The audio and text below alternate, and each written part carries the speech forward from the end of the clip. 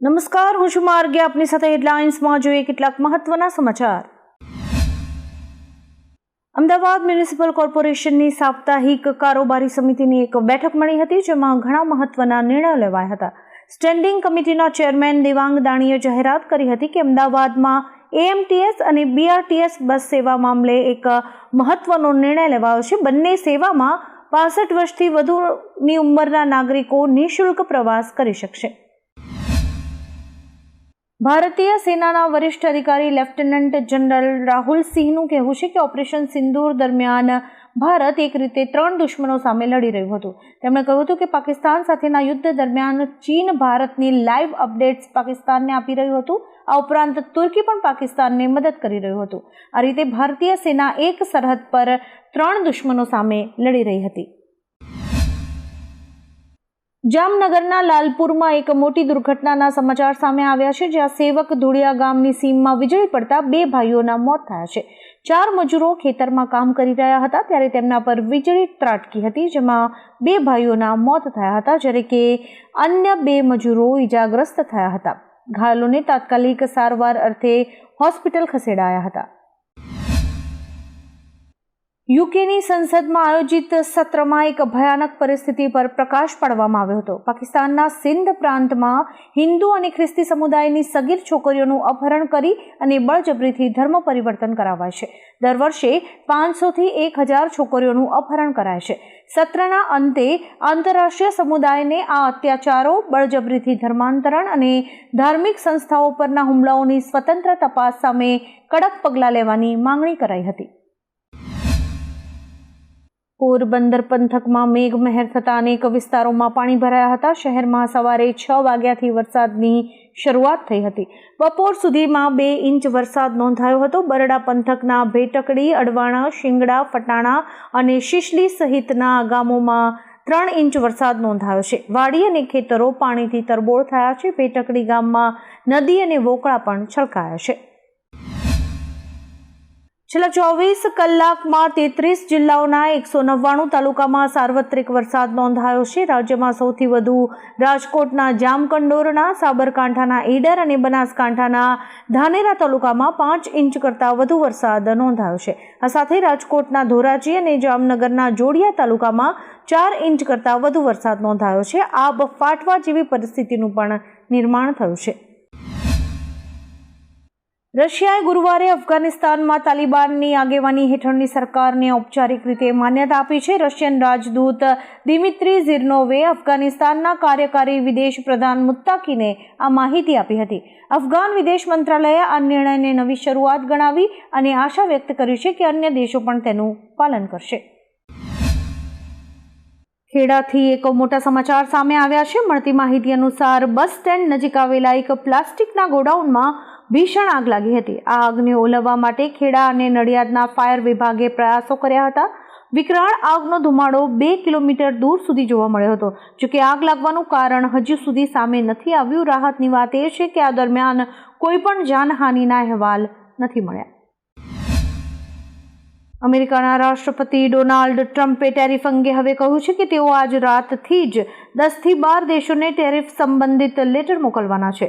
ટ્રમ્પનો આ letter tariff અંગે આ દેશો માટે ચેતવણી છે. એવું અનુમાન લગાવવામાં આવી રહ્યું છે કે આ લેટર એવા દેશોને જારી કરાશે જેમની સાથે અમેરિકાનો હજુ સુધી ટ્રેડ નથી થયો. જોકે ટ્રમ્પ દ્વારા એ સ્પષ્ટ કરવામાં નથી આવ્યું કે તેઓ આ લેટર કયા દેશોને મોકલવાના છે.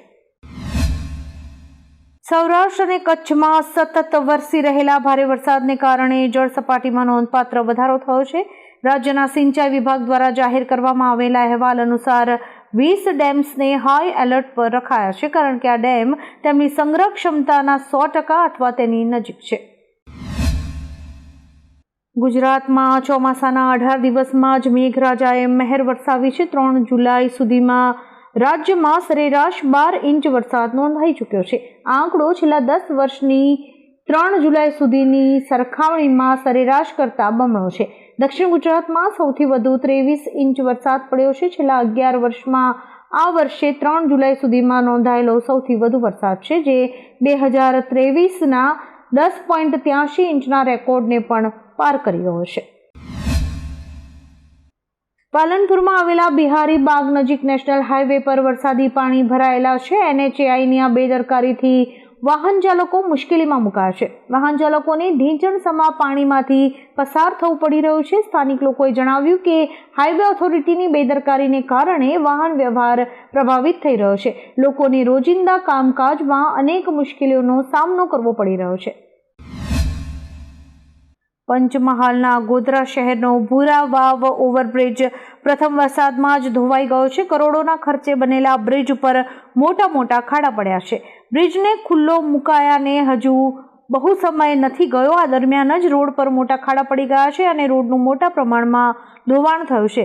નિર્માણમાં હલકી ગુણવત્તાની સામગ્રીનો ઉપયોગ થયો હોવાની આશંકા છે. જવાબદાર તંત્ર અને કોન્ટ્રાક્ટર સામે કડક કાર્યવાહી કરવાની માંગણી ઉઠી છે. ઇસરો શ્રીહરિકોટા બાદ દેશનું બીજું સૌથી મોટું અવકાશ મથક ગુજરાતમાં બનવા જઈ રહ્યું છે. આ મહત્વાકાંક્ષી પ્રોજેક્ટ માટેની તૈયારીઓ પૂરઝડપે ચાલી રહી છે. દેશનું બીજું સૌથી મોટું સ્પેસ સેન્ટર ગુજરાતમાં ₹10,000 કરોડના રોકાણ સાથે બનાવવામાં આવશે, જે દીવ અને વેરાવળની આસપાસ બની શકે છે. સુરેન્દ્રનગરમાં સતત ભારે વરસાદ નોંધાઈ રહ્યો છે, જેના કારણે જિલ્લામાં આવેલા 4 ડેમ ઓવરફ્લો થયા છે, જેમાં ત્રિવેણી ઠાગા, થોરિયાળી, સબુરી અને વાસલ ડેમ ઓવરફ્લો થયા છે. આ સાથે છેલ્લા 24 કલાકમાં સુરેન્દ્રનગર જિલ્લાના 10 તાલુકાઓમાં વરસાદ નોંધાયો છે, જેમાં સૌથી વધુ ચૂડા અને વઢવાણમાં 4 ઇંચ વરસાદ નોંધાયો છે. અમદાવાદમાં ફાર્મસી કાઉન્સિલમાં ભ્રષ્ટાચાર અંગે CBIએ પાડેલા દરોડા મામલે કોંગ્રેસના પ્રવક્તા મનીષ દોશીએ ભાજપ પર આક્ષેપ કર્યા હતા. મનીષ દોશીએ જણાવ્યું હતું કે ફાર્મસી કાઉન્સિલના ચેરમેન મોન્ટુ પટેલ ભાજપ સાથે સીધા સંકળાયેલા છે. ભાજપના 11 વર્ષના શાસનમાં વિવિધ કાઉન્સિલમાં લૂંટનો કારોબાર ચાલે છે. ખોટા લાયસન્સના આધારે મેડિકલ સ્ટોર્સ ધમધમી રહ્યા છે. ભાજપની ટાંટિયા ખેંચમાં આ ભ્રષ્ટાચાર સામે આવ્યો છે. હિમાચલ પ્રદેશમાં 20 જૂનથી શરૂ થયેલા ચોમાસાને કારણે અત્યાર સુધીમાં 43 લોકોના મોત થયા છે અને 495.82 કરોડ રૂપિયાથી વધુનું નુકસાન થયું છે, જેમાં 14 મોત વાદળ ફાટવાથી, 8 પૂરથી, 7 ડૂબવાથી અને 26 માર્ગ અકસ્માતથી થયા છે. રાજ્યમાં 55 મકાનો અને 198 ગૌશાળાઓ સંપૂર્ણપણે ધરાશાયી થઈ ગઈ છે. જાહેર સંપત્તિને ₹287.80 કરોડ, ખાનગી સંપત્તિને ₹134.32 કરોડ અને કૃષિને 33 કરોડ રૂપિયાનું નુકસાન થયું છે. ટ્રેડ ડીલ માટે અમેરિકા ગયેલી ભારતીય ટીમ હવે વોશિંગ્ટનથી પરત ફરી છે. મળતી માહિતી મુજબ બંને દેશો વચ્ચે હજુ સુધી કેટલાક મુદ્દાઓ ઉપર કોઈ સર્વસંમતિ નથી થઈ. એક અધિકારીએ જણાવ્યું હતું કે કૃષિ અને ઓટો પર કોઈ જ સર્વસંમતિ નથી થઈ. હવે ચર્ચાના આગામી તબક્કામાં સર્વસંમતિ પર પહોંચવાનો પ્રયાસ કરાશે. અમેરિકા સતત ડેરી અને કૃષિ ઉત્પાદનો પર ટેરિફ મુક્તિની માંગણી કરી રહ્યું છે. આવા જ કેટલાક રસપ્રદ સમાચારો નિહાળવા માટે અમારી YouTube ચેનલને લાઇક, શેર અને સબસ્ક્રાઇબ કરો અને જોતા રહો હેડલાઇન્સ.